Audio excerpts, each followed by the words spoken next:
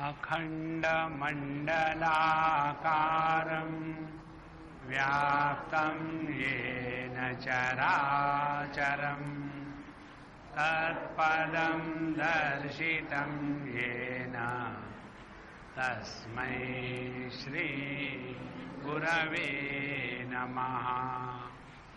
अज्ञानतिमिरान्धस्य ज्ञानाञ्जनशलाकया चक्षुरुन्मीलितं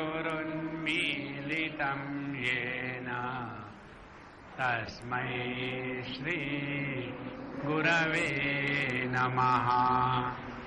गुरुर्ब्रह्मा गुरुर्विष्णुः गुरुर्देवो महेश्वरः गुरुरेव परं ब्रह्म तस्मै श्री गुरवे नमः। तस्मै श्री गुरवे नमः। हम लोग 26वें श्लोक से पढ़ेंगे। न व्रजेन्न विशेष शक्ति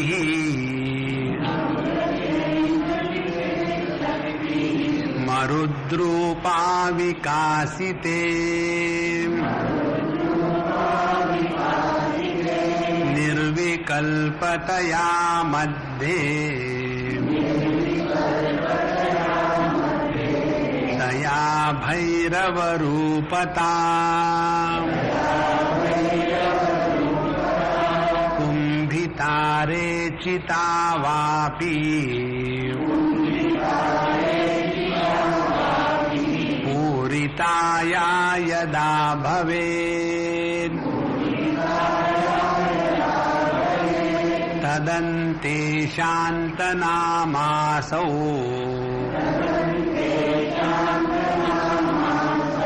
शक्त्या शांत प्रकाशते।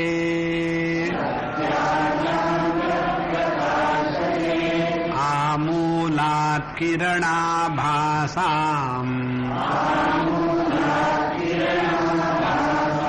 सूक्ष्मात् सूक्ष्मतरात्मिकाम्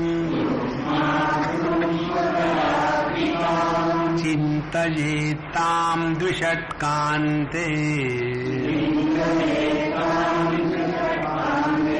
शाम्यन्तीं भैरवोदयः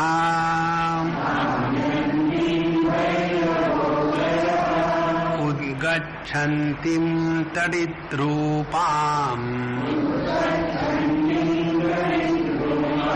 प्रतिचक्रं क्रमात् क्रमम् ऊर्ध्वं मुष्टित्रयं यावत्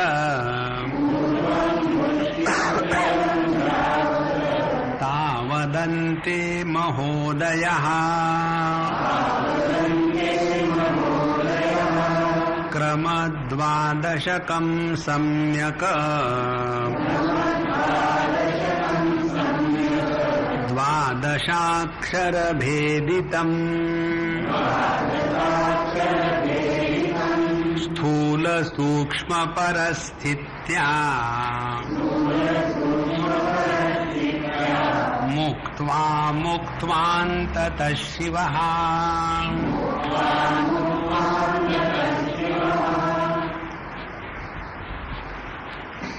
ध्यानाभ्यास का प्रयोजन ये है कि हम जिस परिच्छिन्नता में फंसे हुए हैं उस परिच्छिन्नता से हट करके परिपूर्ण के साथ एक हो जावे।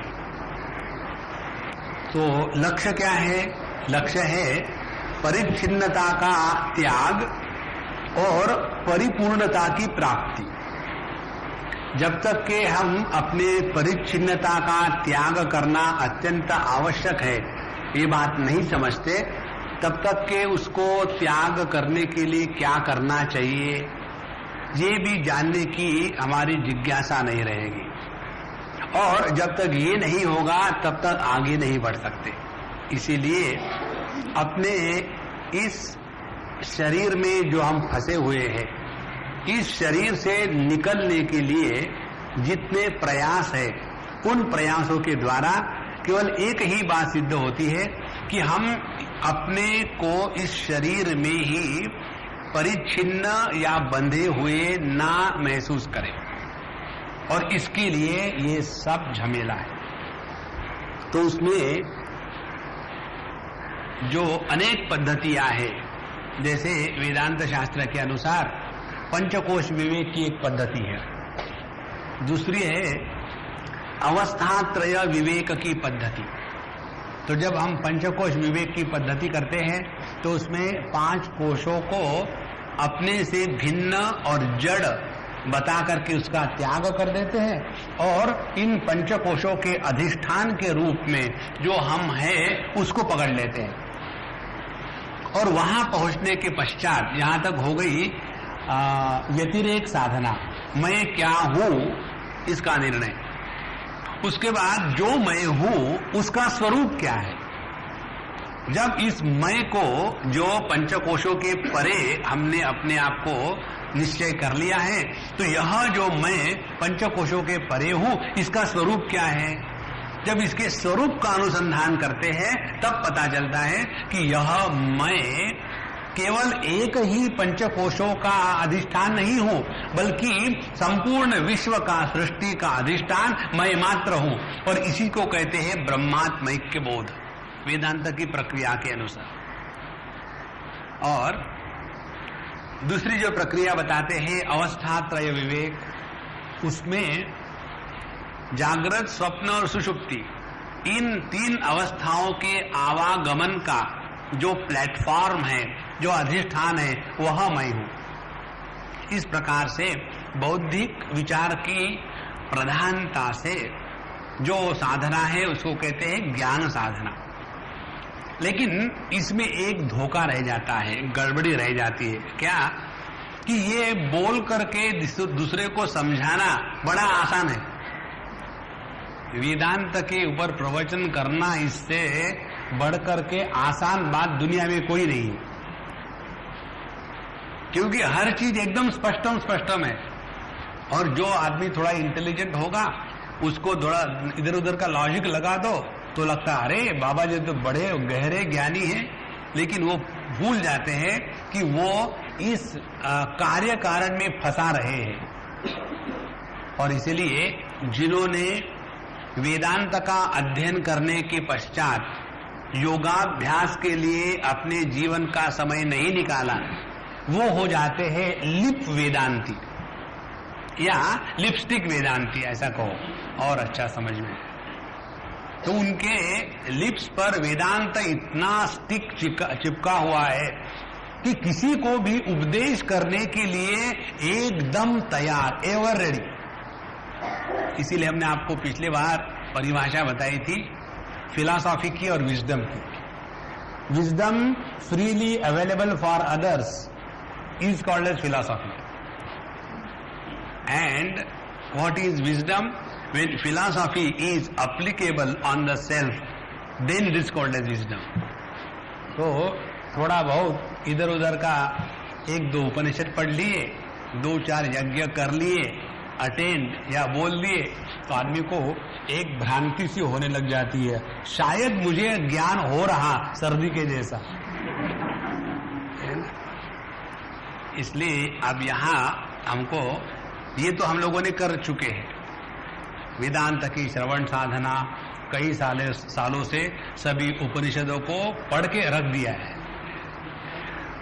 अब जरा अंदर झाके, हम इतने सालों से सब कुछ पढ़ रहे हैं, कुछ अपने स्वरूप के दर्शन की ट्रेलर दी हुई क्या एक बार? जो कितने बार हमने सुना है, सच्चिदानंद ब्रह्म सब में एक है, सबका अधिष्ठान है, नित्यो नित्यानाम चेतनश्चेतना नाम एको बहु नाम यो विदधाति कामान। बहुत बढ़िया शेर है भैया। तो यह जो स्वरूप है उसको हम पकड़ रहे क्या? नहीं। अब इस तत्व को पकड़ने के लिए जो योग साधना है उसमें 4 प्रकार की साधना होती है। एक तो है क्रिया प्रधान साधना, जिसमें यम और नियम का प्राधान्य है। दूसरी है आसन प्रधान साधना, तीसरी है प्राणायाम प्रधान साधना और चौथी है मनस प्रधान साधना। इन चारों का जब समन्वय हो जाता है तब धीरे धीरे हम उस तत्व को, जिसको हमने वेदांत में समझा कि मैं सबका अधिष्ठान हूं, उसको पहुंचने के लिए जो जो स्टेशन आते हैं बीच में, उन स्टेशनों के मार्ग से हम यदि गए तो ठीक जा रहे। यदि समझो आपको यहां से अंधेरी जाना है और आप निकल पड़े और फिर पता नहीं मैं ठीक जा रहा हूं कि नहीं, और फिर हमने फिर फोन किया अपने मित्र को जिसने बताया था, भाई तुमने बताया था अंधेरी जाने के लिए, मैं पता नहीं फंस गया हूं। तो वो पूछेगा तुम कहां हो, मैं कोलाबा में हूं। तो ऐसे व्यक्ति के सामने क्या बोले, तुम वहीं रहो, अंधेरी मत जाना, है ना। तो जो स्टेशन है, हम जो है वहां से परमात्मा जो है, इन दोनों के बीच में जो नॉन स्टेशन है उसको हम पकड़ रहे कि नहीं, ये हमको देखना है। तो यह जो सातवीं धारणा है इसमें 12 स्टेशन बताए और ये पूरा रोड मैप हमको पक्का करना है। क्रमात् द्वादशकम सम्यक द्वादशाक्षर भेदितम। क्रमात् पहला स्टेशन, दूसरा स्टेशन, तीसरा स्टेशन, कितने हैं? 1 दर्जन। 12 स्टेशन आते हैं और ये 12 स्टेशनों के नाम हैं। जैसे 2 प्रकार के नाम होते हैं, एक तो रेलवे स्टेशन का लिखा हुआ नाम जिसको कोई भी स्वीकार नहीं करता, और जो पब्लिक का होता है। जैसे आप ऋषिकेश में चले जाइए, वहां पहले जमाने में एक लक्ष्मण झूला बनाया था किसी महात्मा के कारण। अब उसके बाद स्वामी शिवानंद जी महाराज के जितने शिष्यगण हैं उन्होंने वहां उनकी सेंटेनरी बनाई और वहां दूसरा झूला बनाया, द हैंगिंग ब्रिज, और उन्होंने गवर्नमेंट पर प्रेशर डाल करके इसका नाम शिवानंद झूला रख दो, और प्रेशर डाल करके शिवानंद महाराज को झूले पे बैठा दिया। अब आप भले गवर्नमेंट को प्रेशर डलवा करके कह लो कि ये शिवानंद झूला है, लेकिन पब्लिक को पूछो काहे का शिवानंद झूला, उधर का लक्ष्मण झूला, इधर का राम झूला, सीधी बात है ना। तो 2 नाम हो गए, एक हो गया शिवानंद झूला ऑफिशियल नेम और दूसरा हो गया राम झूला पब्लिक नेम। उसी प्रकार से ये जो 12 स्थान है उनके भी 2 प्रकार के नाम हैं और प्रत्येक स्थान में एक एक अक्षर का न्यास करना है। तो क्रमात् द्वादशकम सम्यक द्वादशाक्षर भेदितम, फिर स्थूल सूक्ष्म परिस्थित्या मुक्त्वा मुक्त्वा अंततः शिवा। तो इसमें पहले हम स्थूलता से प्रारंभ करेंगे, स्थूल, फिर सूक्ष्म, और उसके बाद परिस्थित्या मुक्त्वा, फिर ये स्थूल और सूक्ष्म इसके भी परे चले जाएंगे, और जब इसके भी परे चले जाएंगे तो अंततः शिवः, अपने स्वरूप में हम स्थित हो जाते हैं। अब ये 12 स्थान कौन से है? योग शास्त्र के अनुसार इन 12 स्थानों को 3 प्रकार से अपने शरीर में डिवाइड किया गया है। तो नीचे से प्रारंभ करेंगे, जहां हम फंसे हुए हैं इस दुनिया में, वो 12 स्थान है।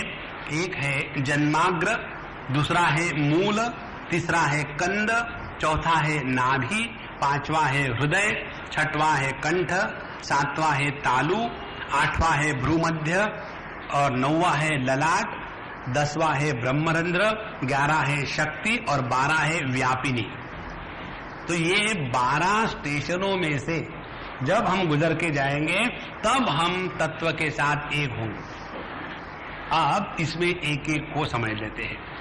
जो सबसे पहला स्थान जहां हम सब फंसे हुए हैं उसको कहते हैं जन्माग्र। जन्माग्र,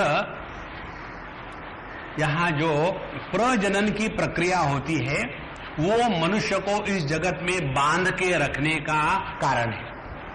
इसी के द्वारा मनुष्य इस स्थूल शरीर से बंधा जाता है। साधु संत कहते हैं कि इस दुनिया में साधक को सबसे कठिन यदि कोई बात होगी त्याग करना। आप पैसे का त्याग कर सकते हैं, खाने पीने का त्याग कर सकते हैं, अपने नाम का, अपने कीर्ति का, उसका त्याग कर सकते हैं, लेकिन व्यक्ति के अंतःकरण में जो यह प्रोक्रिएशन की भावना कामना है उसका त्याग अनेक जन्मों तक नहीं जाता। एक जगह हम सत्संग सुन रहे थे वृंदावन में, वहां के स्वामी जी हमारे आश्रम में भी आए थे, हमारे ब्रह्मचारियों को बता रहे थे। बोले यदि पूर्ण पृथ्वी को सोने की चद्दर से लपटा लिया जाए तो कितना सोना होगा? उतने सोने का त्याग कर सकता है आदमी। लेकिन स्त्री पुरुष का आपस में जो लैंगिक आकर्षण है उसका त्याग करना बहुत कठिन है। और इसीलिए जब तक के हम इसमें फंसे हुए हैं तब तक के हमारा स्थूल शरीर के साथ जो तादात्म्य है वो नहीं टूटता। इसीलिए जो पहला स्थान है जहां हम अपने आप को शरीर स्वीकार करते हैं उस वहीं से हमारा जन्म है, इसीलिए उस स्थान का नाम है जन्माग्र। तो जो जननेन्द्रिय है वो पहला स्थान है, वहां परमात्मा के अभिव्यक्ति का पहला स्थान। पहले उस स्थान से हमको आगे गुजरना है, तो वो हो गया जन्माग्र। उसके बाद दूसरा आता है मूलाधार चक्र।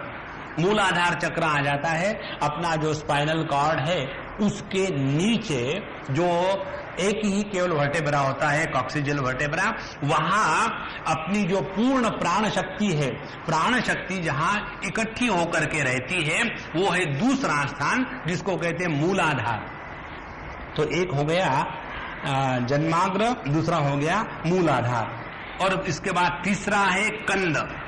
फिर इस मूलाधार के ऊपर माने जननेन्द्रिय और नाभि, इसके बीच में अपने जितने नर्व्स है उसका एक प्लेक्सस होता है, उस प्लेक्सस को कहते हैं यह तीसरा कंद, कंद के जैसा सॉलिड।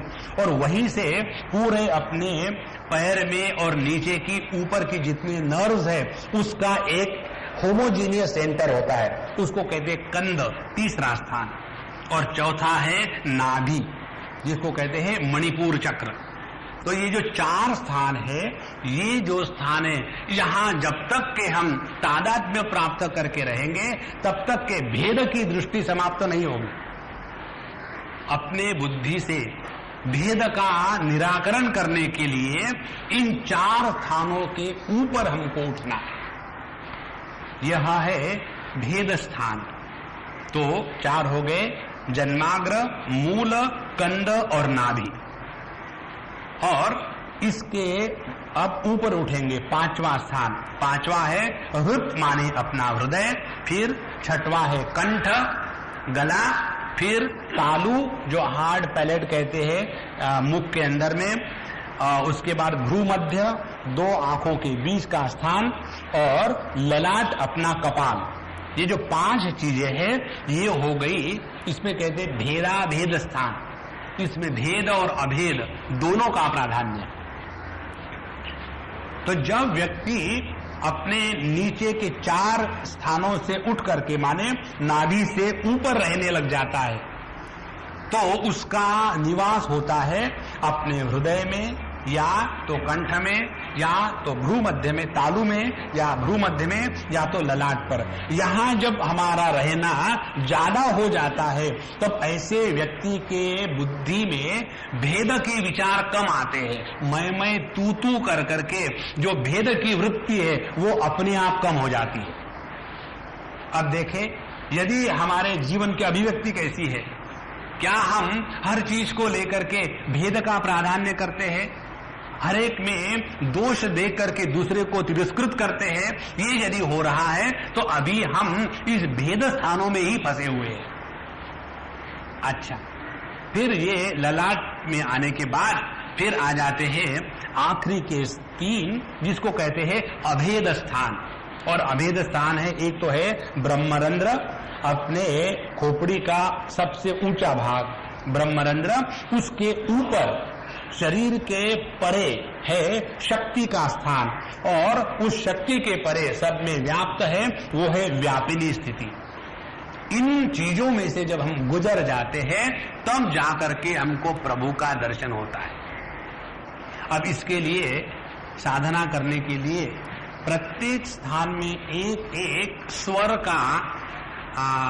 स्वर की प्रतिष्ठा करी जाती है।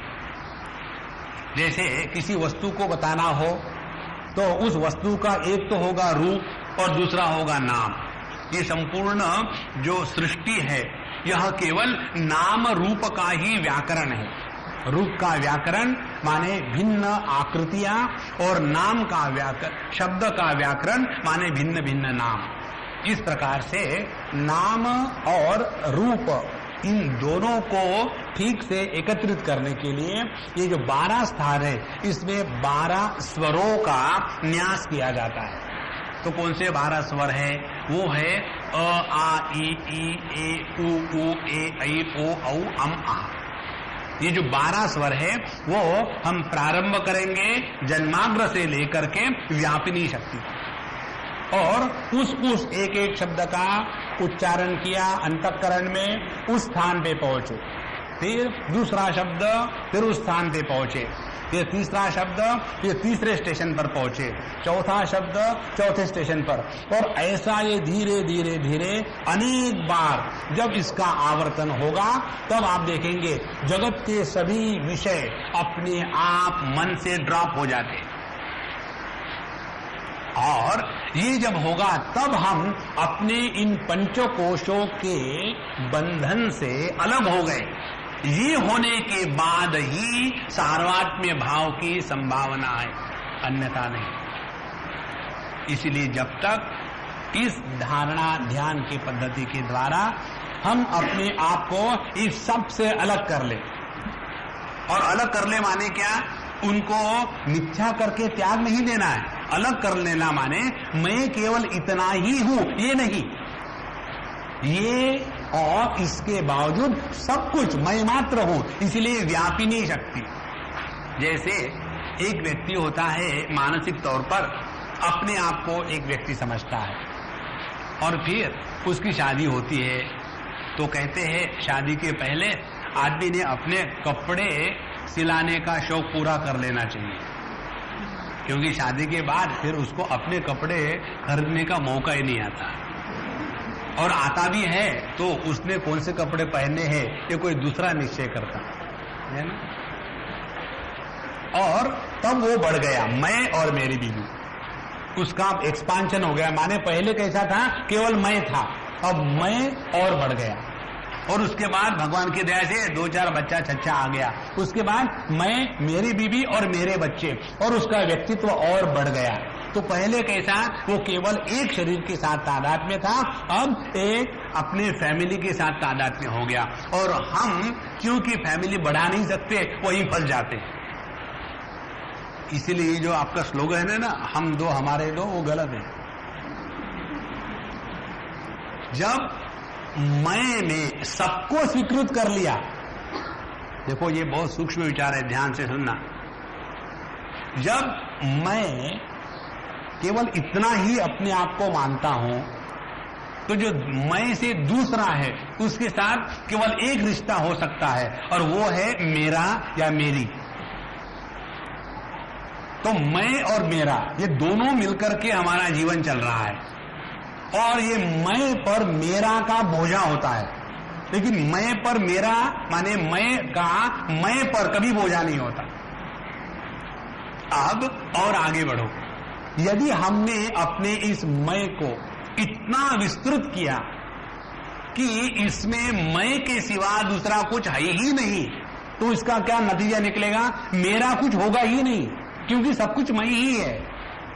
यह परिपूर्ण अहम की स्थिति पर पहुंचने के लिए पहले अपने इस परिच्छिन्न अहम का त्याग करना पड़ता है। इसीलिए ध्यानाभ्यास के द्वारा जब हम शांत होकर के बैठे हैं, पूर्ण शरीर को योग्य प्रकार से रख दिया, अब शरीर में किसी प्रकार का विकार नहीं, किसी प्रकार का स्पंदन नहीं है, और एकदम सूक्ष्मता से एकदम मन शांत हो गया और उसके बाद ये प्रक्रिया प्रारंभ कर दी कि जन्माग्र से लेकर के हमको व्यापिनी तक जाना है। अब सभी के सभी विचार समाप्त हो गए, अब एक जगह शांत बैठ गए और फिर आ ई नाभि तक पहुंच गए, ओ हृदय और कंठ तक पहुंच गए, ई और ऊपर पहुंच गए और धीरे धीरे धीरे धीरे इस शरीर से हम अब परिच्छिन्न नहीं है। अब ये शरीर अपने स्थान पर बैठा है, इस शरीर का अस्तित्व मेरे कारण है, मैं इस शरीर में किसी भी प्रकार के बंधन में नहीं हूं। अब इस धारणा में बैठे रहो घंटे तक।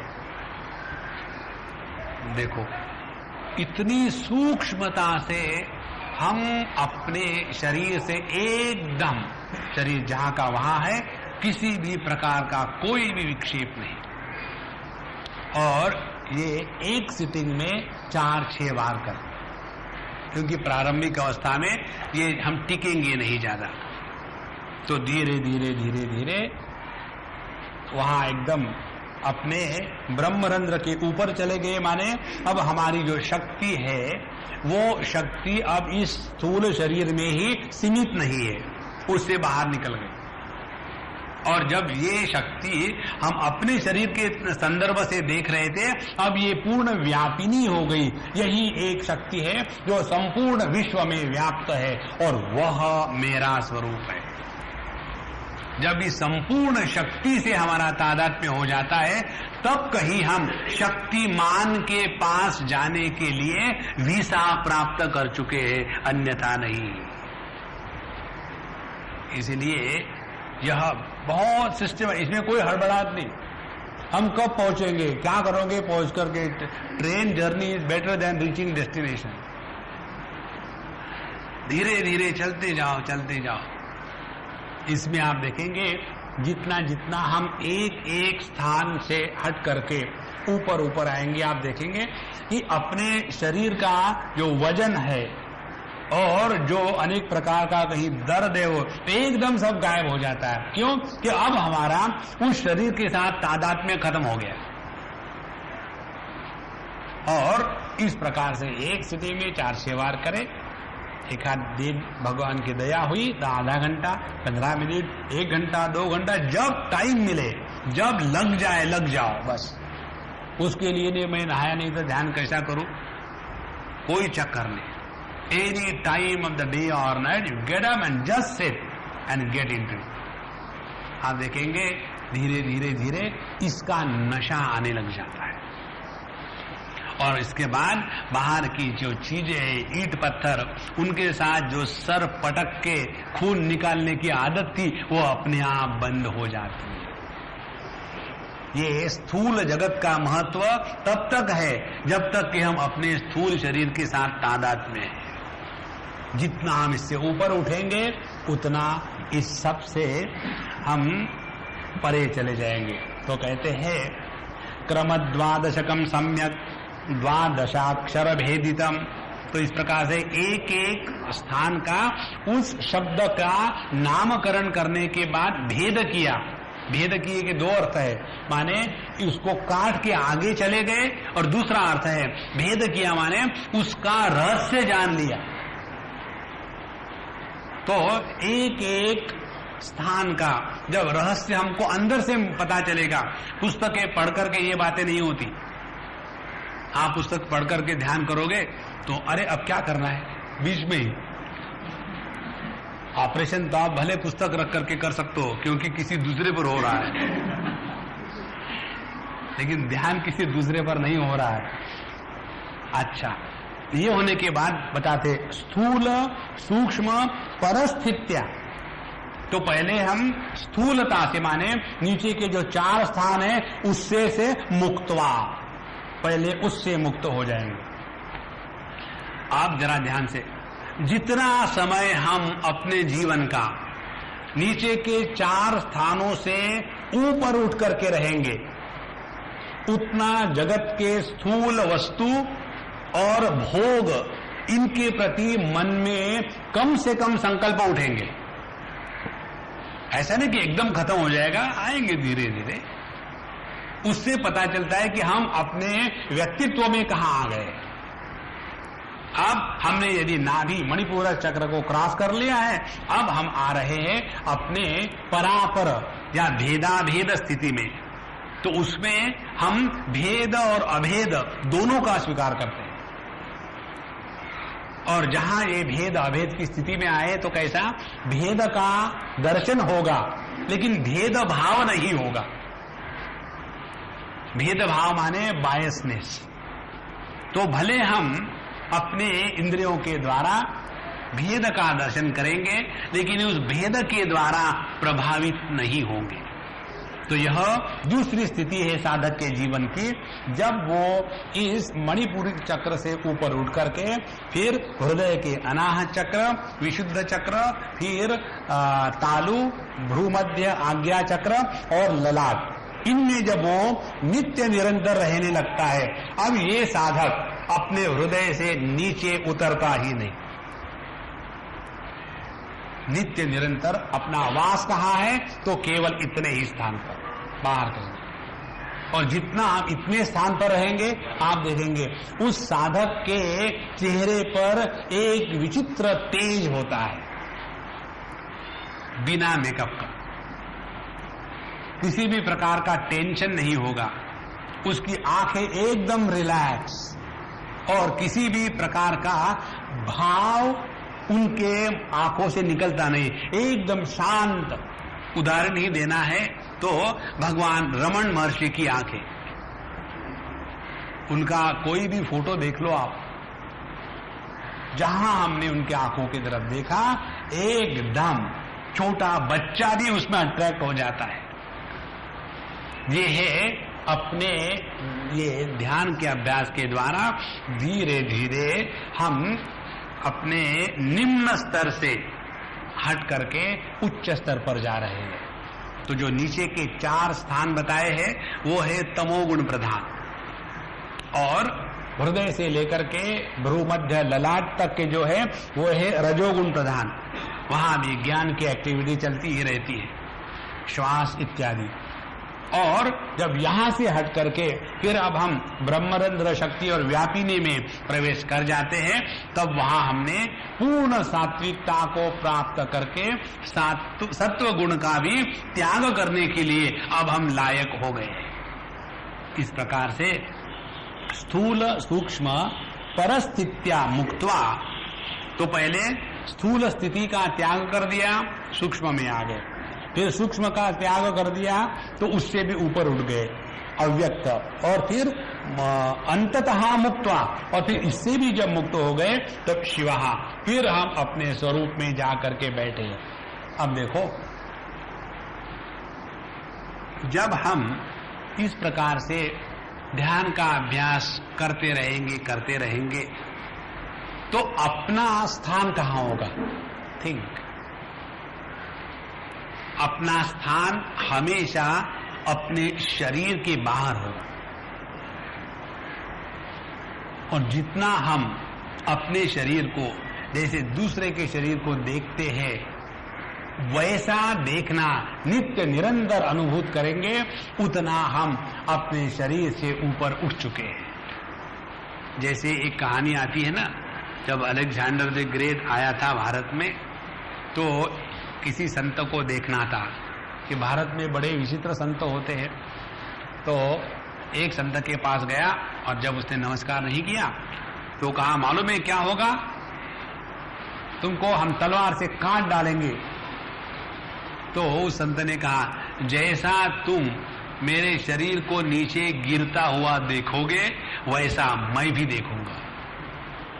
उसकी जगह हम होते थे, पाए लगो बाबा, मारो मत। क्यों? कि मैं शरीर हूं, इसमें हमको बिल्कुल संदेह नहीं है। और ये बातें काल्पनिक नहीं है, ये बातें पढ़ पढ़ करके नहीं होती, इसको हमको जीना है प्रत्येक क्षण।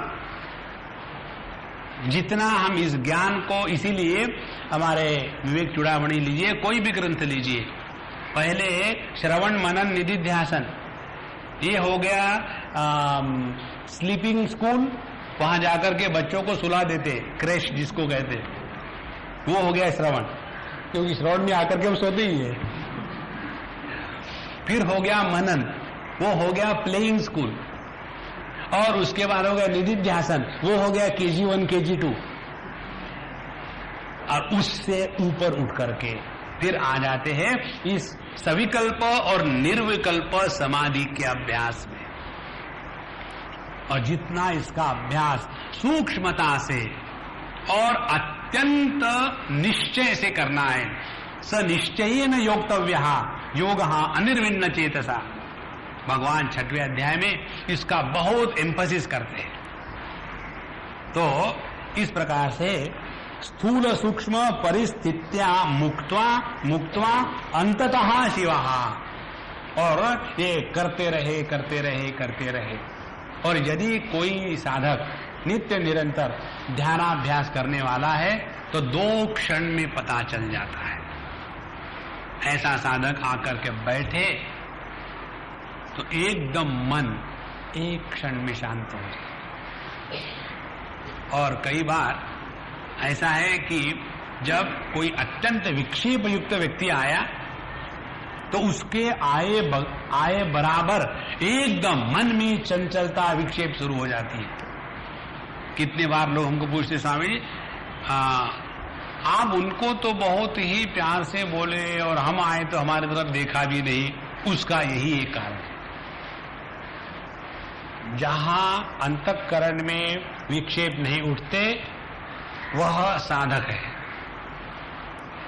और जहां अंतःकरण में विक्षेप आना प्रारंभ हो गए वो बाधक है। तो अपने आप को बचाओ, दूसरा कुछ नहीं। दूसरे को अच्छा बुरा नहीं कहना है, किसी भी कारण से अपने अंतःकरण के विक्षेप को हमने बढ़ाना नहीं। और ये करते करते मन धीरे धीरे निर्विकल्प स्थिति में आ जाता है। निर्विकल्प स्थिति माने आवर माइंड स्टॉप्स रिएक्टिंग, फिर किसी भी प्रकार की रिएक्शन नहीं होगी। और जितना मन रिएक्शन लेस होगा उसकी स्थिति मालूम है कैसी? 2 लोहे के टुकड़े, एक का नाम है लोहा और दूसरे का नाम है चुंबक, मैग्नेट। जब एक लोहा होता है तब उसका वजन ले लो 50 ग्राम, और जब उसका चुंबक बनाते हैं प्रक्रिया के द्वारा फिर उसका वजन ले लो तो वजन बढ़ता नहीं, वजन उतना ही है, लेकिन दोनों में क्षमता भिन्न हो गई। लोहा ही रहता है, लेकिन चुंबक वो है कि जो अपने तरफ सभी प्रकार के लोहों को खींचता है। तो उसमें हुआ क्या है? Reorientation of all the molecules. उसी प्रकार से जब हमारी इस समय जो शक्ति है वो भिन्न भिन्न दिशाओं में विक्षिप्त हो रही है, काम क्रोध लोभ मोह मद मात्सर्य anger greed passion lust accumulation enemy friends, कितने जगह विक्षिप्त हो रही है। और ये सभी की सभी शक्ति जब एकत्र होकर के इस ध्यानाभ्यास के द्वारा जब चैनलाइज हो जाती है तो वही होता है हम में जो लोहे में और चुंबक में होता है। और ये जितना हो जाएगा तब देखेंगे कि इसीलिए हम लोगों को साधु संतों के पास जाने की इच्छा होती है। उनमें हम में क्या फर्क है? यही है, वो है चुंबक और हम है लोहे। तो वहां जाकर के यदि उस चुंबक को हमने जोर से पटका तो क्या होगा? चुंबक का फिर लोहा हो जाएगा। तो उस चुंबक को पटकना नहीं है, अपने आप को जाकर के उस चुंबक के साथ योग्य प्रकार से संबंध प्रस्थापित करना है।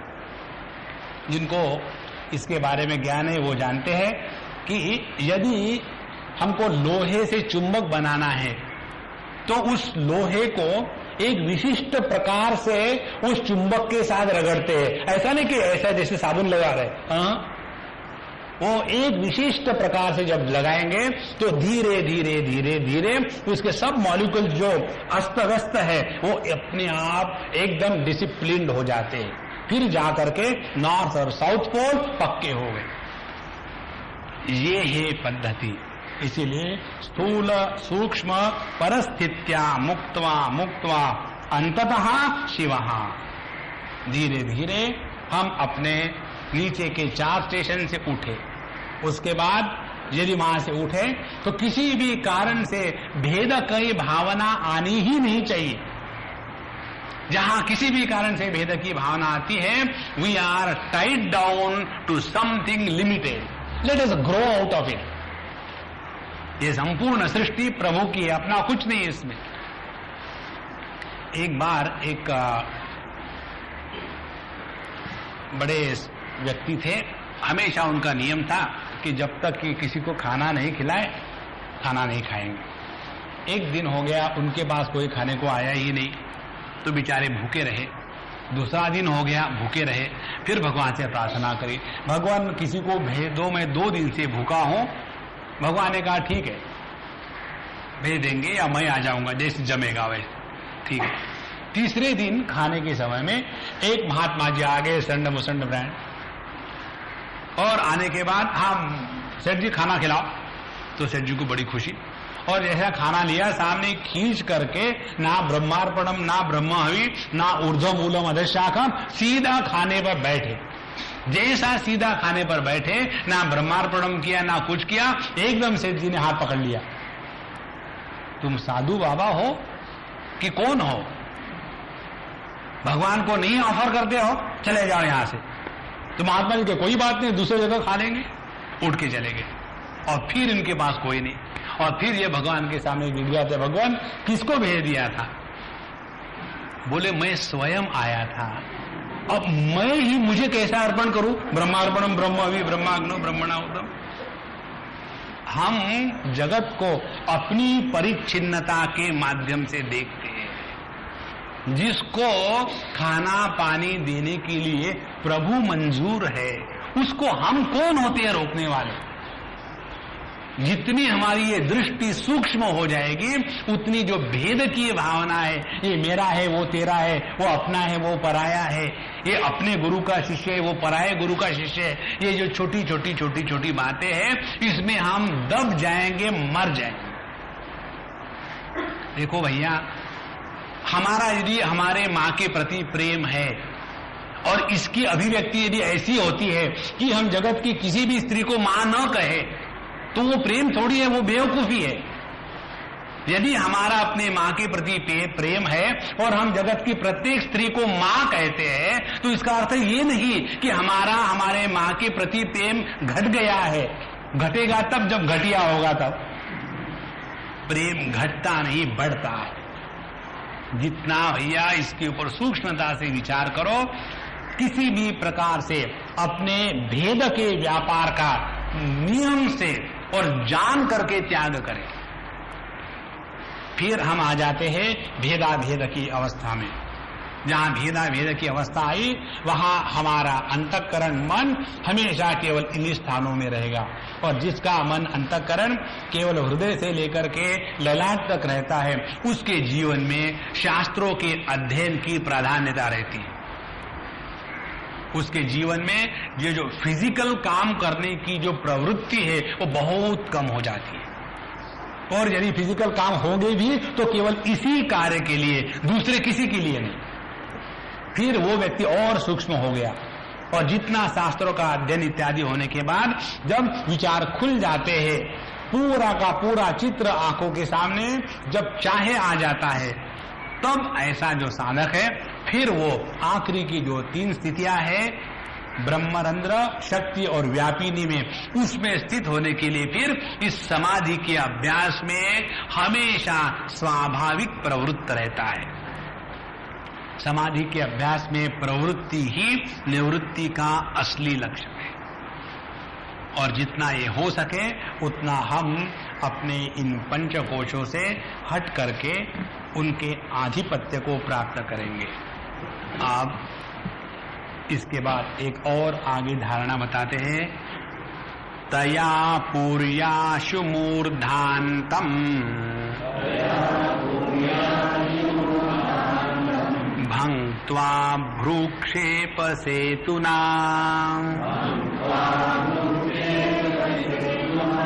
निर्विकल्पं मनः कृत्वा सर्वोर्ध्वे सर्वगोद्गमः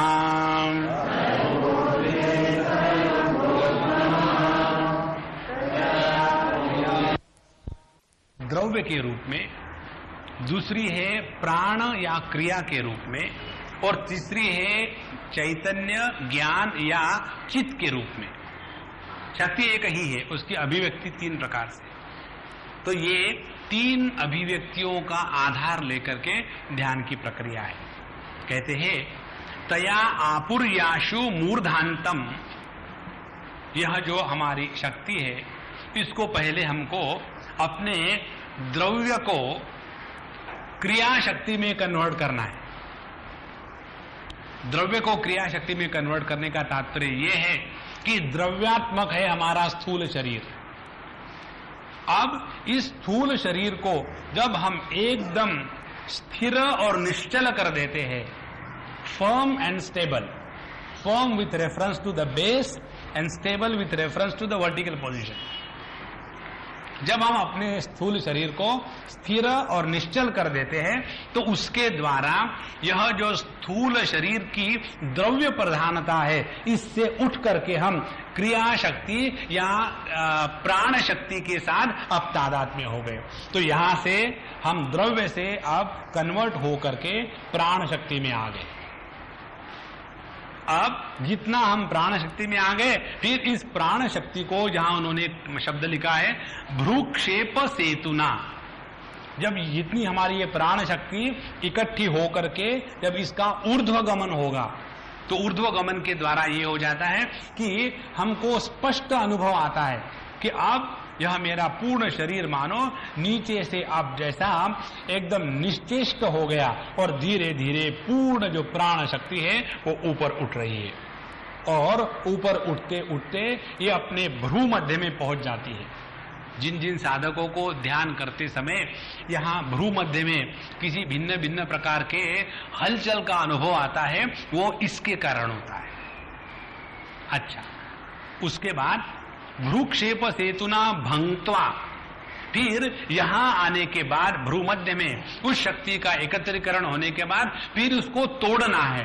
तोड़ने के बाद निर्विकल्पम मन कृत्वा, फिर अपने मन को उसमें नहीं फंसाना, वहां जाकर के साधक फंस जाते हैं।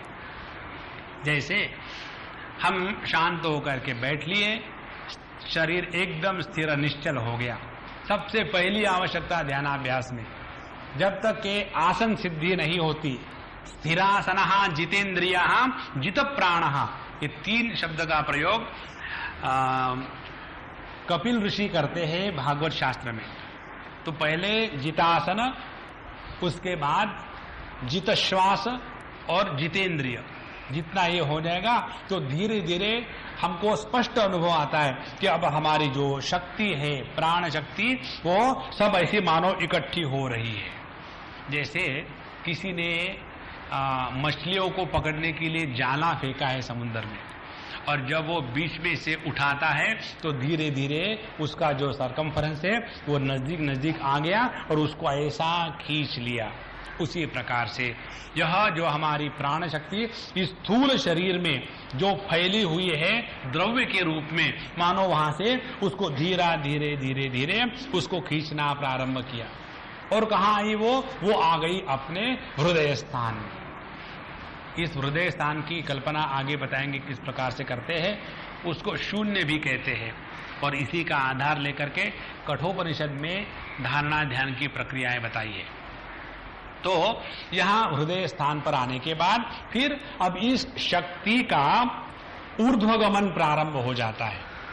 जब शक्ति का ऊर्ध्वगमन प्रारंभ हो गया तो धीरे धीरे ऐसा स्पष्ट लगता है कि अब हमारा ये जो पूर्ण प्राण शक्ति का जो प्राण शक्ति जो है अब वो ऊपर ऊपर माइग्रेट हो रही है, और माइग्रेट होते होते हमारे दो आंखों के बीच में जो भ्रूमध्य स्थान है वहां आ गए।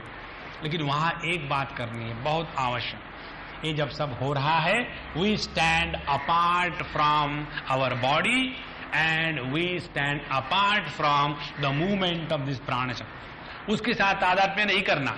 उसके साथ यदि तादात्म्य कर लेते हैं तो फिर आंखों में प्रेशर बढ़ जाता है, ऑकुलर प्रेशर। उसके बाद फिर हमारी जो आई मसल्स है उसमें टेंशन आने लग जाता है, और वो टेंशन फिर दिनों महीनों नहीं जाता और हमेशा हेडेक बना रहता है। इसलिए जब ये प्रक्रिया प्रारंभ हो गई तो be very alert that I stand apart from all that is happening in the body.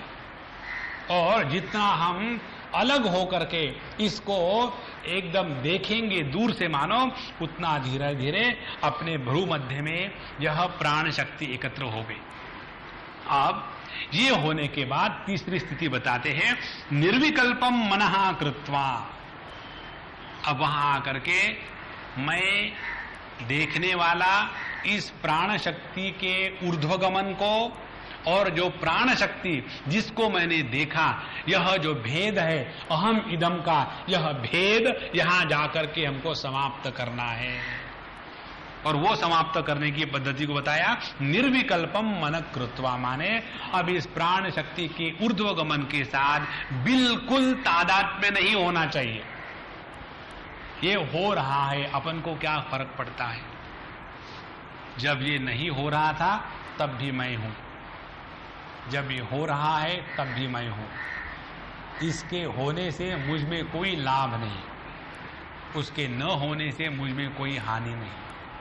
इन सब के परे जो मैं हूं वही मेरी असलियत है। जितना हम इस प्राण शक्ति के ऊर्ध्वगमन के द्वारा प्रभावित नहीं होंगे, उतना मन निर्विकल्प रहेगा। तो निर्विकल्पम मन कृत्वा, देन सर्व ऊर्ध्वे सर्वगोद्गमः। उसके बाद हम अपने ये ब्रह्मरंध्र से मानो बाहर निकल जाते हैं। यह जो शक्ति है हमारी वो अपने भ्रूमध्य से हट करके ब्रह्मरंध्र में पहुंच जाती है, और वहां जाने के बाद फिर दूसरे प्रकार के अनुभव आते हैं। उसकी चर्चा शास्त्र में बहुत विस्तार से है। कई बार ऐसे अनुभव आते हैं कि वहां से मानो अमृत का एक एक बिंदु टपक रहा है और उसका अपने जिह्वा पर स्वाद आता है, गंध की प्रधानता से। कई बार इस प्रकार के अनुभव आते हैं कि मानो अपने यहाँ ब्रह्मरंध्र में कोई ऐसी चक्की चला रहा हो, एकदम पूर्ण रूप से पूरा का पूरा मानो मस्तिष्क अपने क्रेनियम के अंदर में ऐसा चक्कर काट रहा है। और ये सब कर धीरे धीरे धीरे we get out of it. और ये जब हो जाता है तो सर्व ऊर्ध्वे सर्वगोद्गमः, जो सबका उद्गम स्थान है वह परमात्मा मैं हूं, वहां हम पहुंच जाते हैं। इस प्रकार से तया पूर्याशु मूर्धांतम भंक्त्वा भ्रूक्षेप सेतुना। अब ये भ्रूक्षेप सेतु क्या है, इसके बारे में लिखा हुआ कहीं भी नहीं है। यही बताते हैं, यह भ्रूक्षेप सेतु जो है ये गुरु अपने शिष्य को डेमोन्स्ट्रेट कर देता है उसके जीवन में। भ्रूक्षेप सेतु केवल ये शब्द है, उसका अर्थ क्या है ये केवल गुरु ही अपने शिष्य को बताता है। हमने कई जगह ढूंढने का प्रयत्न किया, इसके बारे में यही अल्टीमेट निकलता है कि ये क्या है, कौन सी प्रक्रिया है, इसमें कोई विस्तार मिलता ही नहीं। तो इसका अर्थ हमने ये निकाला है कि जब हम अपने इस भ्रूमध्य में आके पहुंचे, वहां भ्रूक्षेप सेतु का तात्पर्य यह है कि वहां रहकर क्षेपना माने फेंकना, वहां रह करके हमने अपने आप को इससे अलग कर लेना है, उसके साथ तादात्म्य नहीं कर लेना। जैसे सेतु के द्वारा हम एक स्थान से दूसरे स्थान पर जाते हैं, उसी प्रकार से यह केवल सेतु मात्र है, वो बैठने का स्थान नहीं है। जैसे अपने यहाँ बंबई में कितने सेतु है, तो सेतु केवल क्रॉस करने के लिए होता, बैठने के लिए नहीं होता। उसी प्रकार से यह जो संसार है ये सेतु है, और हम आकर के यहां बैठे, अरे महाराज ये तो केवल क्रॉस करने के लिए एक ब्रिज मात्र है। पहले जन्म में थे, दूसरा जन्म, तीसरा जन्म, धीरे धीरे ये केवल एक सेतु के तरह से, उसी प्रकार से ये केवल एक one of the points, don't get lost in that. तो निर्विकल्पम मन कृत्वा, देखो फिर हमने बताया था, वही सिद्ध हुआ कि प्रारंभ होते हैं द्रव्य से, फिर आए क्रिया शक्ति में, प्राण शक्ति में, प्राण शक्ति से आए ज्ञान शक्ति में, और ज्ञान शक्ति को शांत करना। जहां ज्ञान शक्ति की शांति माने मन में अहम इदम वृत्ति भेद जो है वह वृत्ति भेद समाप्त हो गया। मन का यह निर्वृत्तीकरण, यही हमारे ज्ञानेश्वर महाराज के गुरु का नाम है, निवृत्ति। निवृत्ति माने वह शुद्ध चैतन्य जहां वृत्तियों के कारण अहम इदम का भेद नहीं है, वो है निर्वृत्ति। निर्वृत्ति माने ऐसा नहीं कि जो विड्रॉन है, वो ग्रॉस मीनिंग है। असली अर्थ ये है, निर्वृत्ति ही माने वह अंतःकरण जिसमें अहम इदम का भेद नहीं है, और इसीलिए केवल चैतन्य की ही अभिव्यक्ति है, वो मन की अभिव्यक्ति नहीं। अच्छा विचार है, ध्यान से सुनना। चैतन्य की अभिव्यक्ति जब मन के रूप में होती है तो केवल दृष्टा, दृश्य और दर्शन, इसका दर्शन होता है। और जब दृष्टा, दर्शन और दृश्य यह मन की अभिव्यक्ति होती है, तब दृष्टा में अहम भाव निर्माण हो जाता है, दृश्य में परायापन निर्माण हो जाता है, और दर्शन में अहंकार निर्माण हो जाता है। दोनों भी अभिव्यक्तियां हैं। जो दृश्य पदार्थ देख रहे हैं हम मन से ही देख रहे हैं, जो दर्शन हो रहा है वो मन से हो रहा है। तो दृश्य पदार्थ, दर्शन और दृष्टा, ये तीनों जब चैतन्य की अभिव्यक्ति है तो उसमें बंधन नहीं है। लेकिन यही जब मन की अभिव्यक्ति होती है तो दृश्य को देख करके राग द्वेष हो गए। राग द्वेष के बाद जो दर्शन है वो चैतन्य की अभिव्यक्ति का दर्शन नहीं है, वो मन की अभिव्यक्ति का दर्शन है। और तीसरी बात, जब चैतन्य की अभिव्यक्ति में त्रिपुटी निर्माण होती है तब उसमें फल व्याप्ति नहीं होती, माने मैं देखने वाला देखी हुई वस्तु से भिन्न हूं ये भाव निर्माण नहीं होता। लेकिन जब यही त्रिपुटी मन की अभिव्यक्ति होती है तब उसमें मैं देखने वाला देखी हुई चीज से भिन्न हूं, और मैंने देखा, यह वृत्ति व्याप्ति, फल व्याप्ति, इन दोनों का निर्माण हो जाता है। तो यहां जो कहा है निर्विकल्पम मन कृत्वा, निर्विकल्प मन होने का पश्चात ऐसा नहीं कि हमने निर्विकल्प मन कर लिया अब हमको कोई दिखता ही नहीं। तो ये अंधा होना रोग माने निर्विकल्प समाधि नहीं है, जिसमें मन के संकल्प विकल्प का प्राधान्य और जिसके कारण जितने दोष निर्माण हो जाते हैं, इन सभी दोषों का अभाव जिस दर्शन में है वह है चैतन्य की मन रूप में अभिव्यक्ति। और इसी को यहाँ कहा है निर्विकल्पम मन कृत्वा सर्व ऊर्ध्वे सर्वगोद्गमः, सर्वग उद्गमः, जो इस संपूर्ण सृष्टि के, ग माने गति, संपूर्ण सृष्टि के गति स्थिति लय, इसका जो उद्गम है वहां हम पहुंच जाएंगे। इस प्रकार से यह 8वीं धारणा हो गई। अब अगली एक और धारणा देखते हैं, 32वां श्लोक। शिखी पक्षैर्चित्र रूपैः मंडलै शून्य पंचकम् ध्यायतोऽनुत्तरे शून्ये प्रवेशो हृदये भवेत्।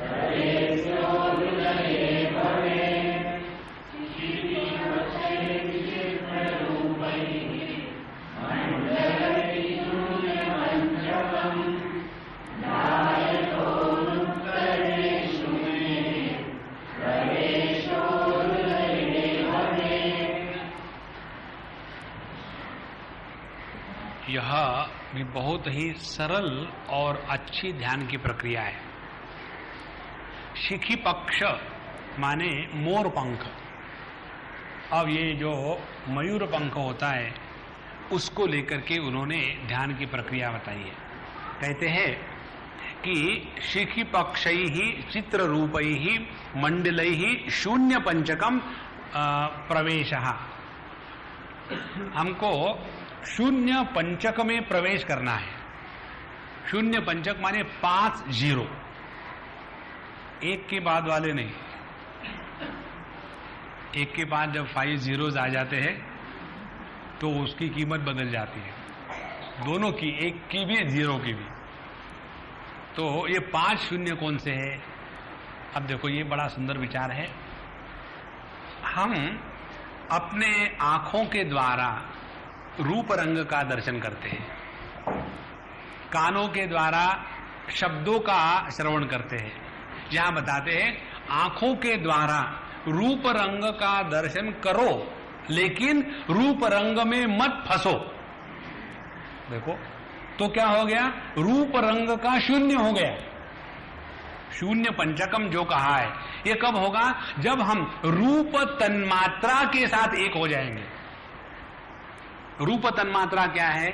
रूप तन्मात्रा वो है जो सभी रूपों को आधार देते हुए किसी रूप विशेष में फंसी नहीं है, वो रूप तन्मात्रा। उदाहरण से पता चलेगा। जैसे कोई भी तत्व ले लो, तत्व हमेशा निराकार होता है।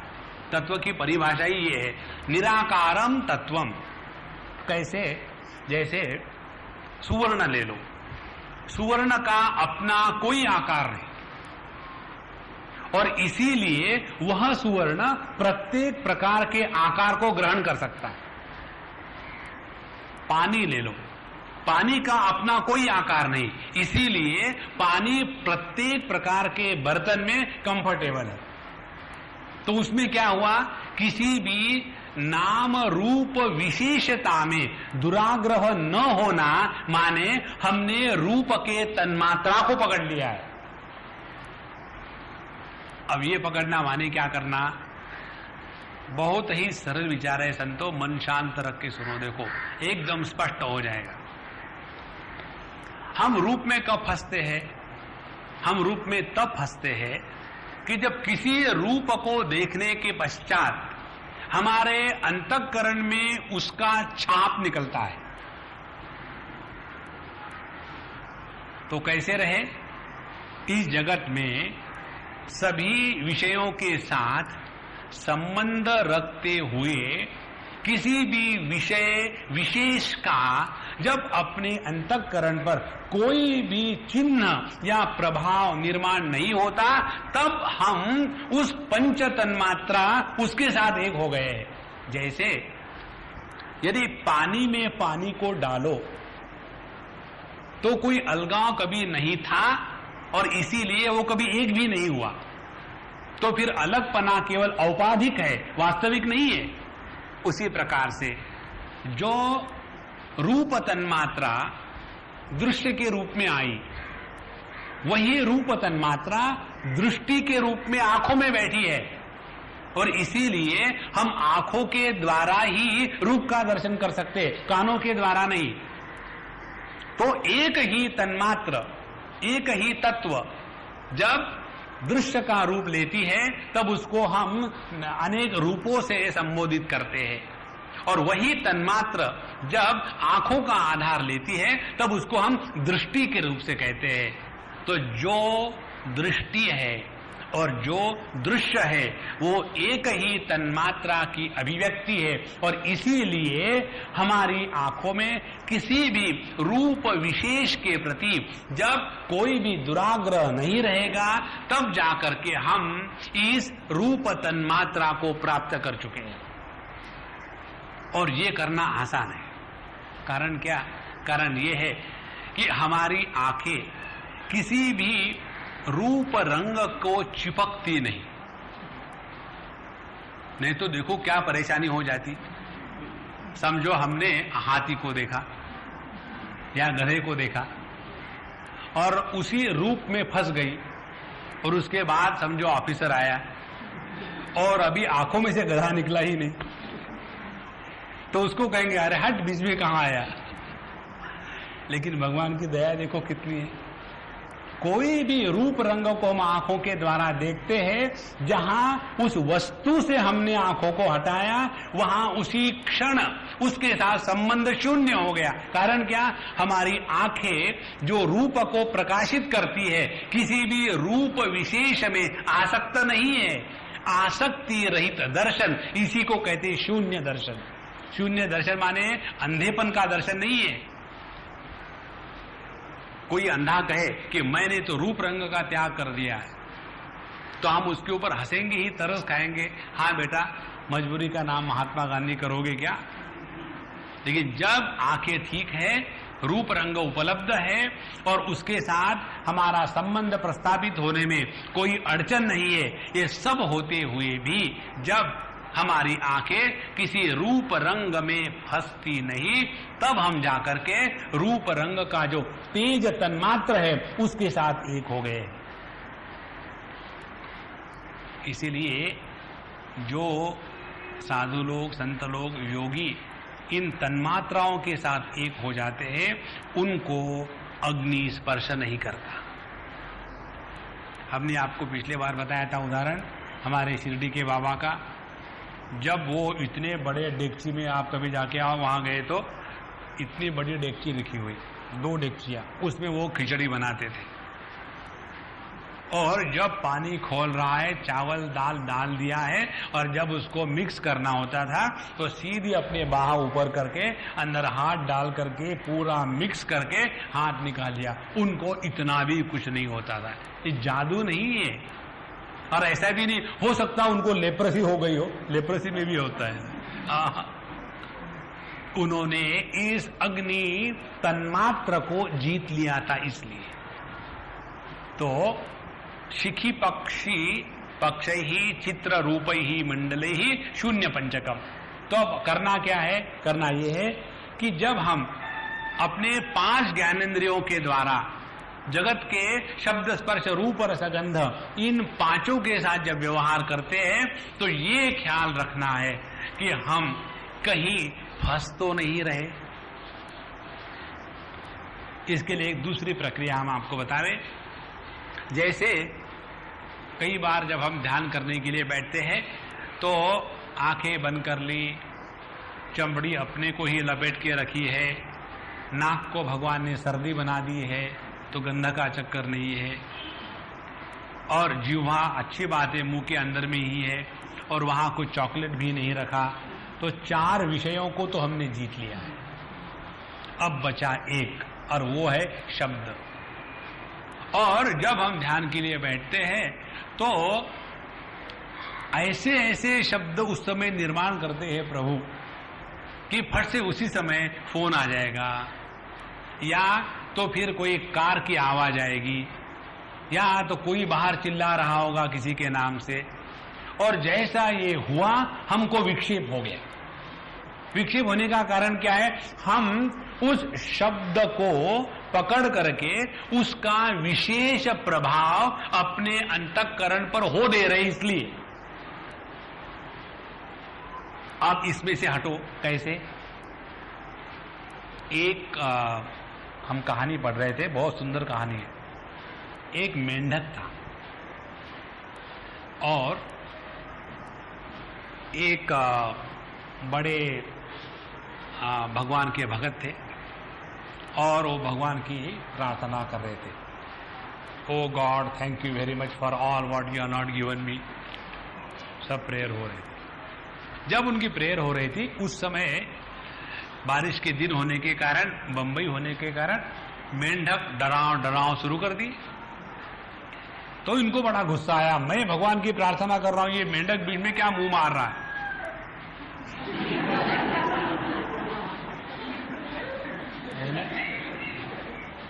तो उसने उठा अपने प्रेयर के स्थान से, प्रार्थना के स्थान से जा करके बाहर मेंढक को कहा, अरे मेंढक चुप हो जाओ, कब से टर्टर लगा दी, देखता नहीं मैं भगवान की प्रार्थना कर रहा हूं।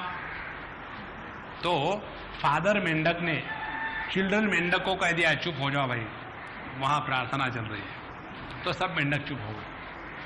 फिर ये महात्मा जी आकर के फिर अपनी प्रेयर करने के लिए बैठे, प्रार्थना करने के लिए।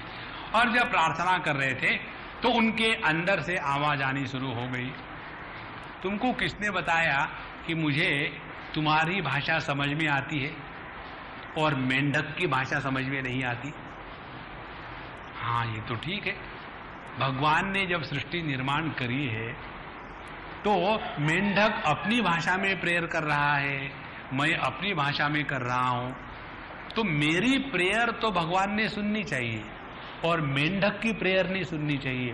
क्या ये शब्द भिन्न भिन्न है? लेकिन वो मुझे डिस्टर्ब कर रहा है।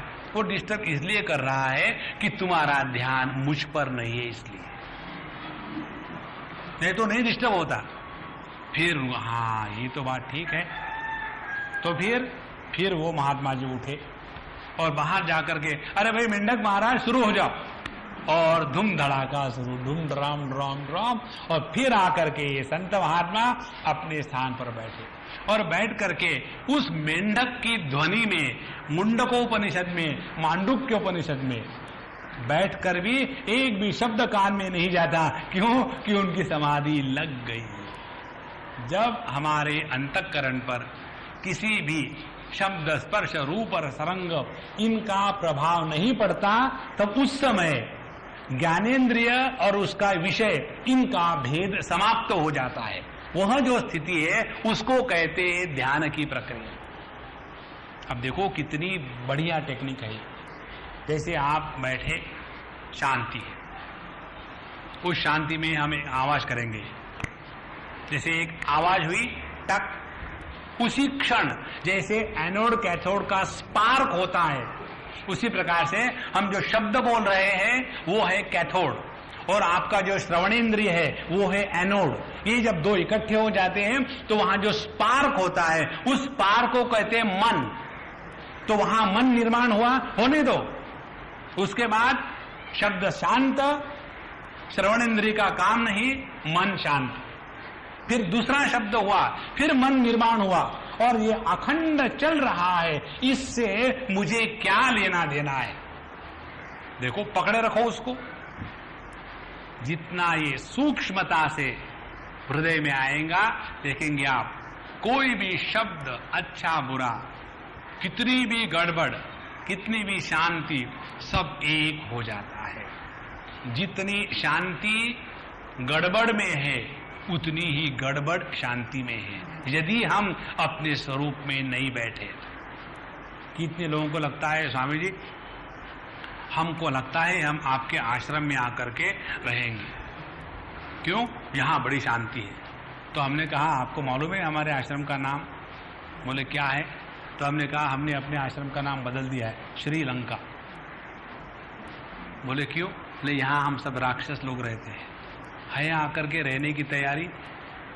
बोले ऐसा क्यों कह रहे? क्योंकि मैं रावण हूं। यहां इस कल्पना से मत आना कि यहां आने के बाद चारों तरफ एकदम एंजल्स अपने पंखों में उड़ रहे हैं और उसके यहां आने के बाद चारों तरफ हरे कृष्ण कृष्ण कृष्ण हरे हरे, हरे रामा। कुछ भी नहीं, तैयार होना है अंदर से, बाहर कुछ भी रहे। ये तब होगा जब हम पंच तन्मात्र, जिसको कहते हैं शून्य पंचकम, उसको पकड़ो।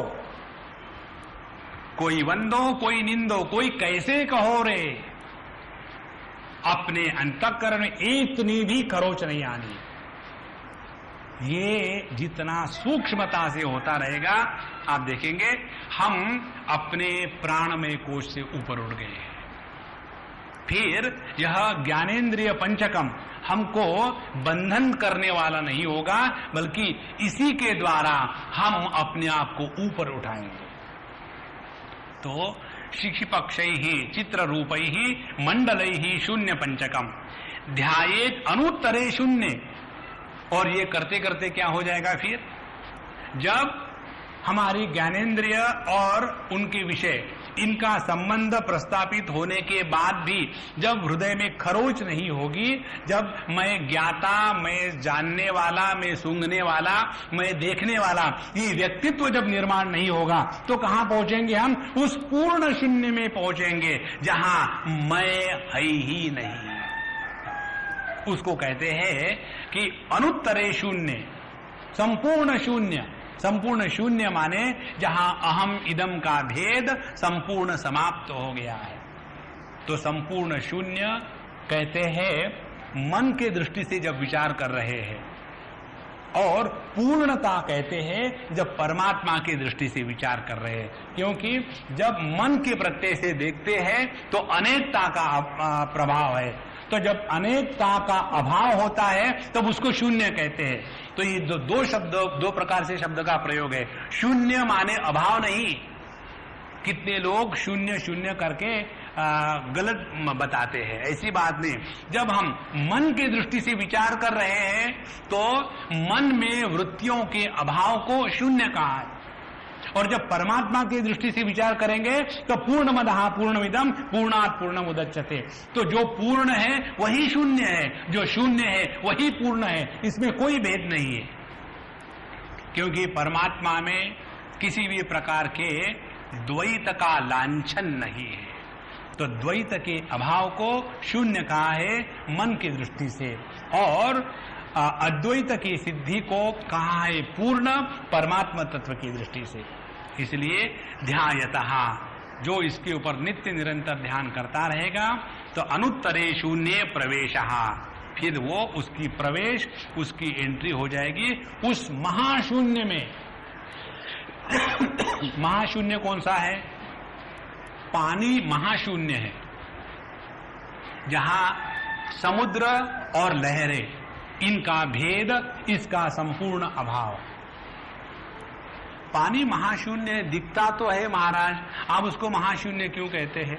क्योंकि हम शून्य के साथ बात कर रहे हैं। Unless we understand the standpoint from what angle we are talking or listening, it will create more and more confusion. इसी प्रकार से परमात्मा तत्व की दृष्टि से देखें तो द्वैत का संपूर्ण अभाव है, और इसीलिए परिपूर्णता है। अपूर्णता आती है द्वैत के कारण। तो ध्यायतः, जो इसका ध्यान नित्य निरंतर करेगा, अनुत्तरे शून्य प्रवेशः हृदये भवेत्। और ये कहां होगा? ये कहीं बाहर की बात नहीं हो रही है, ये अपने हृदय में होगा। इसीलिए यह जो भेदा भेद का स्थान है अपने जीवन में, तो नाभि के नीचे का भेद का स्थान, नाभि से ऊपर उठ गए, हृदय से लेकर के ललाट तक है, ये भेदा भेद का स्थान। उसमें निरंतर वास करना माने धारणा, माने ध्यान का अभ्यास। और निरंतर वास करना माने अपने हृदय से वो सभी संकल्प, विचार इत्यादि जिसके द्वारा भेद का प्रतिपादन होता है, भेद का समर्थन होता है, उसको हटाओ। अपने हृदय से राग द्वेष को हटा डालें। जितना ये होता जाएगा उतने हम भेदा भेद स्थिति में आ गए, और उसके बाद शून्य प्रवेशो हृदये भवेत्। इस प्रकार से इन दो धारणाओं के द्वारा हमको अपने स्वरूप में प्रवेश बहुत आसान से मिल जाता है। एक धारणा हम पढ़ेंगे, उसका अर्थ अगली बार देखेंगे। ईदृशेन क्रमेणैव यत्र कुत्रापि चिंतना शून्ये कूड्ये परे पात्रे स्वयं लीना वरप्रदा।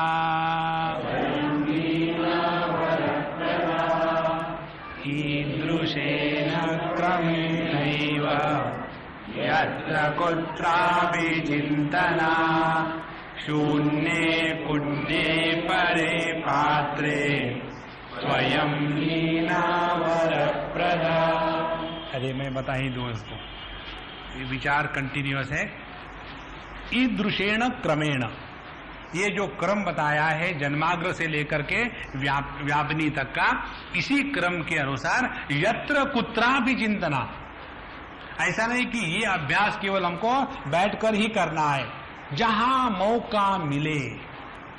और यदि ये संभव नहीं है अपनी आंखों को बंद करके स्थान पर बैठना, तो कहते हैं शून्य कुड्डे परे पात्रे, कहीं भी, कहीं आकाश के सामने बैठो, आंखें खुली है, और उस आकाश में इसी भावना का निर्माण करो। वहां बैठे हैं जन्माग्र, जन्माग्र से उठे, फिर मूलाग्र, फिर वहां कंध पर आ गए, फिर आगे मणिपुर चक्र, धीरे धीरे धीरे आंखें खुली हैं और संपूर्ण आकाश में यह जो 12 स्थान बताए हैं वो अपने मन में निर्माण करें।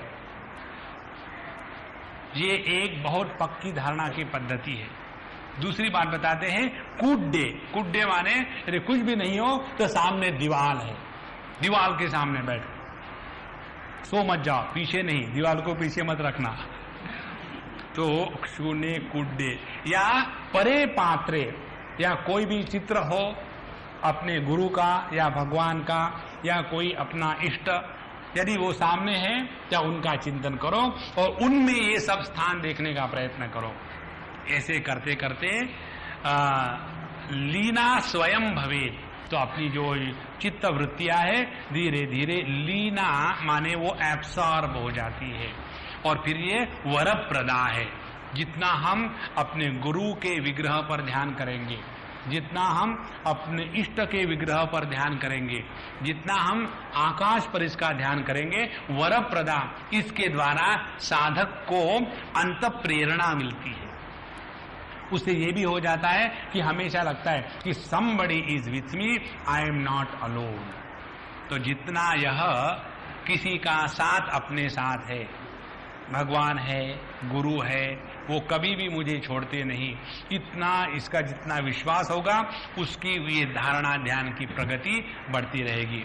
इस प्रकार से यह 12 स्थानों के द्वारा और अपने इंद्रियों में रहना, लेकिन इंद्रियों के द्वारा अंतःकरण में प्रवेश नहीं आने देना, प्रभाव नहीं आने देना, इस प्रकार की जो पद्धति है, ये 3 प्रकार की धारणाएं आज हमने देखी। अगली प्रभु इच्छा से देखेंगे जब चाहे हो तब। श्री कृष्णा श्री कृष्णा श्री कृष्ण। ओम पूर्णमदः पूर्णमिदं पूर्णात् पूर्णमुदच्यते पूर्णस्य पूर्णमादाय पूर्णमेवावशिष्यते। ओम शांति शांति। हरि ओम। श्री